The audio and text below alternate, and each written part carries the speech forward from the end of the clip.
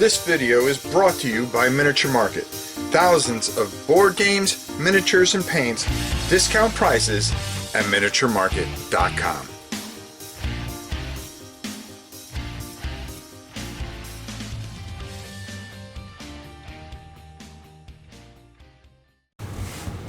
Hello everybody, it's your old pal Rob, and boy, today we are talking about a big one. Matter of fact, this is one of Tom Vassel's favorites of all time, believe it or not, and that's Heroscape. Hasbro has just announced that they are bringing back Heroscape, and you know, they have been on an absolute tear with you know, the brilliant return of HeroQuest and the way they've handled HeroQuest in such a fantastic manner, and the way they've done, we've talked about, you know, hey, Games Workshop, you got to pick up your game. You know, you've got to be able to take some of these old properties that you have and do the same thing, bring them back to the fans, because that's what they want. And one of the things that the fans have really wanted is Heroscape. They wanted it back. But did Hasbro, you know, score a nearly untackled touchdown, only the fumble at the 1 yard line? The real problem here is, yes, the beautiful Heroscape, all the fantastic miniatures that are going to come with it. And it's Heroscape Age of Annihilation, which sounds glorious, right? But I think the real problem here is the unpainted miniatures. One of the best parts about Heroscape was you just opened up a box and it was easy enough to just go at it and play. Is it going to be more geared to kids? Or, I mean, which it kind of was when you really think about it, but now do you take an element out of it by putting unpainted miniatures in there? I think this is a mistake. Unless they decide to do something kind of like other places do, where you have, like WizKids, where it is you have your premium edition, which is completely painted, and then your unpainted edition for hobbyists. That's not a horrible idea if they do it that way. It really isn't. But if the whole thing is just considered unpainted and you have to force people to paint, especially people that don't like to paint, does it deter from what is a great game and something that people just adore? Does it take a part of that element out? I think, you know, when you really think about it and you take a look at some of the pictures, you know, I've got some running up top here, that Heroscape is a very classic game. And let's give credit where credit is due.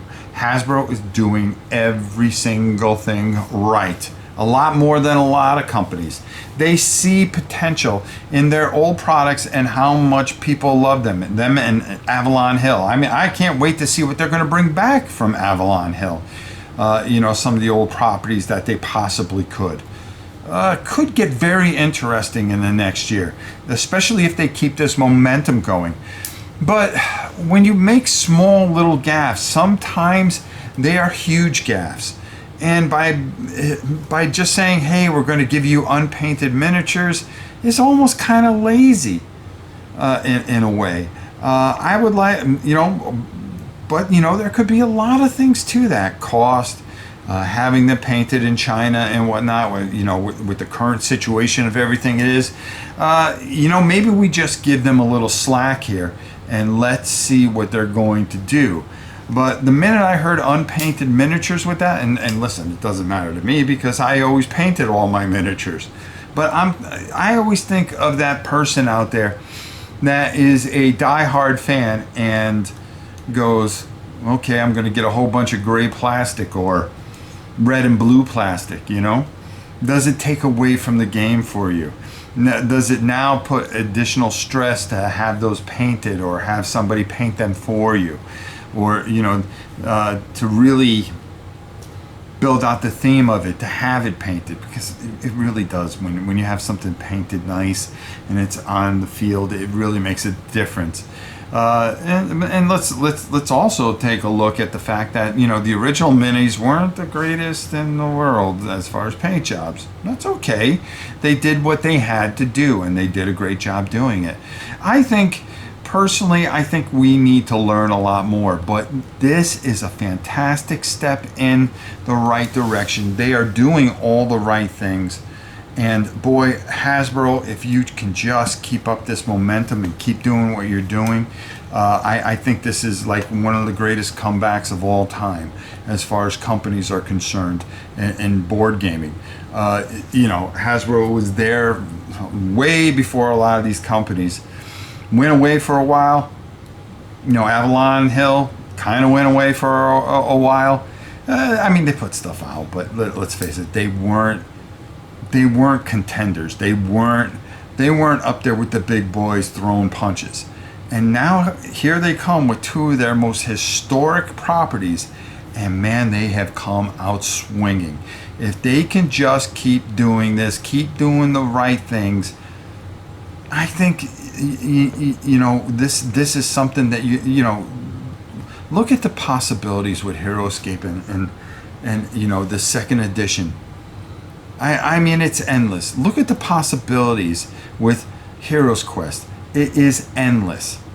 You know, Hasbro's been on this channel more than it's been in all the time that I've covered this. Okay, as long as I've covered games, we've never mentioned the word Hasbro as much as we have in the last couple of weeks, let alone the last year, since we learned of Hero Quest. I think this is a tremendous move. They stole the show at Gen Con. They are stealing all the headlines now. And, you know, companies that you expected to come out and really come out swinging, you don't hear a thing from. But Hasbro is bringing it old school and bringing it to you. And I'm telling you right now, this is something to watch. I'm really curious if we see a premium edition and the regular edition, which will be unpainted. That would be pretty good. It gives an option. It also helps with a price point in the middle of a recession, which makes a lot of sense. It makes a lot of sense. So let's hope that, you know, this is what they're doing and how they're going to do it. I think it's vitally important. I think this is tremendous news coming out of Gen Con. I think there are a lot of people that are just excited about this tremendous windfall and momentum that Hasbro comes. It started at Comic-Con and it has worked its way. It started a year ago with you know, almost more than a year ago with the Pulse and how they handle things with that. The Frozen Horror, all the announcements and the apps and how things work so smoothly. Hey, I don't carry much games in the house anymore because we have a storage unit. But that one is staying here, folks. Why? Because we're going to be covering it pretty extensively. More Hasbro, okay? More Warhammer Quest, more everything. But boy, I can't get them out of my mouth. I can't get them out of my thought.